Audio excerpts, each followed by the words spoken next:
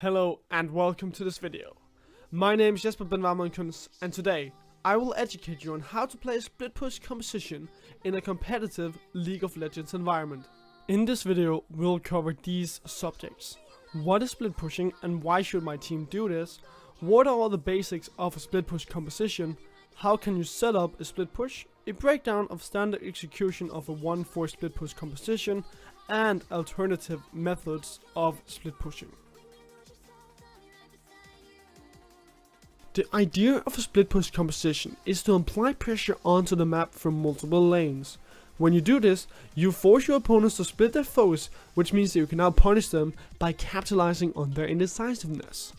This means that in general, you force the enemy team to think about two different areas on the map and decide between them.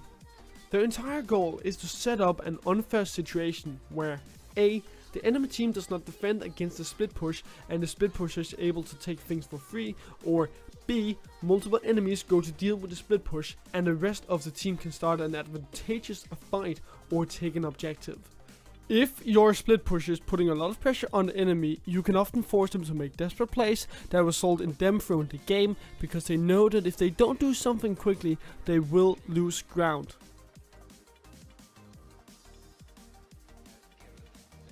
In order to create a split push composition, you will need this in your team composition: a split pusher and a strong 4-man unit. A split pusher is a champion that can generate massive amounts of heat on the map in order to attract attention onto oneself.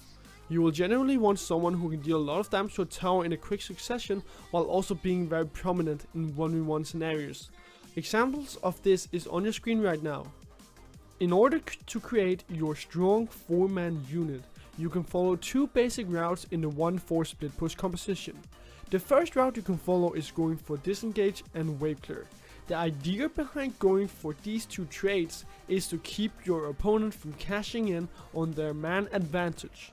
This means that your opponent cannot siege onto you, and if they hard engage, you have disengage to keep you safe. Examples of disengage and wave clear are on your screen right now. Alternatively, you can focus in on poke. The idea behind going for poke is that you will never get into the reach of your enemy's hands. They will never be able to engage onto you as you will be poking. Your team fighting capabilities will be significantly lower, but you will be able to buy time for your split pusher to do their thing. Examples of poke is on your screen right now. In order to put yourself into a position where you can split push to begin with, you need to set up vision. Vision is always key to success, and if you put down sufficient vision, your split pusher will thrive. On top of this, you need to understand how to manipulate the minion waves. To understand this better, I suggest you take a look at my video covering this subject. When using minion waves to help you apply pressure, you create a stronger push.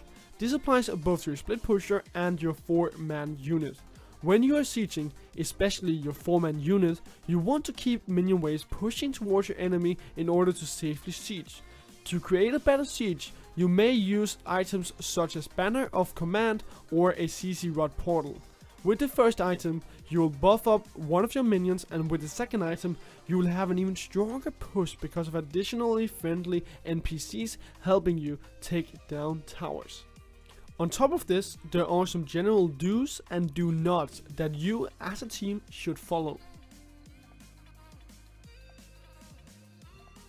Do gather together and threaten to take something far away from your split pusher. If he's bottom, push top or gather around the Baron.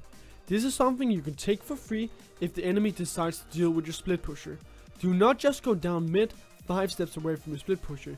You are giving away your advantage and potentially making a very bad call, as the enemy can just 5-man your split pusher, then immediately go and fight you since you're so close. Do not split up and do individual things. A team with 1 member bottom and 4 members loosely roaming around the rest of the map is begging to give up a pick and other random kills and lose the game. Do not come and try to help your split pusher. You will probably arrive too late and the fight will, at best, be even. There's no point in taking even/fair fights. If you see 3 of the enemy go bot and gang up on your split pusher, take the objective you were threatening. Be patient. The split pusher should wait until his teammates are actually together and pressuring something. Going solo and pushing while the rest of your team are in the base is not split pushing. It's straight up suicide. The enemy only has one thing to think about: how to kill a split pusher. If your team is taking a while to get together for the pressure, back off a bit. Usually retreating down the lane and standing in a bush works, then you can come right back out and play. Do not die.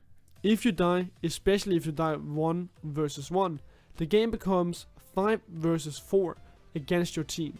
This is very bad, and it's better just to wait than try to 1 versus 2 and maybe make a big play. The clip that you're about to watch shows the third game between SK Telecom and KT Rolster in the 2017 LCK Summer Split. The game is currently on a knife's edge, with the two teams being close to even, and at this point, one teamfight can decide the outcome of the game. To begin with, Ontara recalls after having pushed out the top side. Recognizing that the Baron is about to respawn, he immediately makes his way to the bottom side to force KT into a bad position. With the Baron being up, they either have to put focus onto the top side of the map or the bottom side. Once Faker kills a blue buff, you can see how everyone from SKT immediately moves towards the top side to try and apply pressure. This way, SK Telecom can force KT into making a desperate call, which can ultimately cost them the Baron and the game. KT know that they have to create more ground for themselves, and they move up towards the Baron while Ontara pushes in the bottom side. And this is where they make a mistake. Once Smep sees Ontara move away, Smep decides to go up towards the Baron and help his team apply pressure, as he assumes that Ontara is doing the same. However, Ontara is doing Crocs, which means that he is in a position to instantly move back to the split push in the bottom side. Smep has nearly caught up to his team, but now he's being indecisive. Smep wants to go back to defend the bottom side, but with KT overstepping their boundaries, SK Telecom engages onto KT. This forces Smep to make a decision. Go bottom and leave his team in a disadvantageous fight, or help his team win a fight and deal with Ontara afterwards. But like formerly mentioned, SKT do not care. They use the engage to buy time for Ontara to tear through KT's base, and they also disengage in order to make KT chase ghosts. KT retreats, which gives SKT the opportunity to move on to the Baron, and what does Ontara do? He destroys the inhibitor, teleports to the top side, and helps his team take down the Baron. This is simply a beautiful example of how to execute a 1-4 split push. The double teleport or 1-3-1 composition. An example of a double teleport composition could be top Fiora, jungle Elise, mid lane LeBlanc, ADC Caitlyn, and support Karma. In this composition, you will see both solo laners take a side lane each, and the ADC holding mid, while the jungle and support will roam from mid to which side lane they decide to attack. If the enemy team is behind in globals and they do not manage to pressure your lanes, then you will always be able to create a numbers advantageous play somewhere on the map. You are much faster at joining fights due to your globals, and you will easily create offensive plays by pushing in lanes and TPing for dive ganks both in the early game, in standard lanes, and later. It is important to note that you often rely on your teleport cooldown, and the team needs to understand that. The 1-3-1 with kill pressure. An example of a 1-3-1 with kill pressure composition could be top lane Fiora, jungle Gragas, mid lane LeBlanc, ADC Caitlyn, and support Karma. This composition creates a second teleport for more kill pressure by running LeBlanc with an ignite in the mid lane or an set.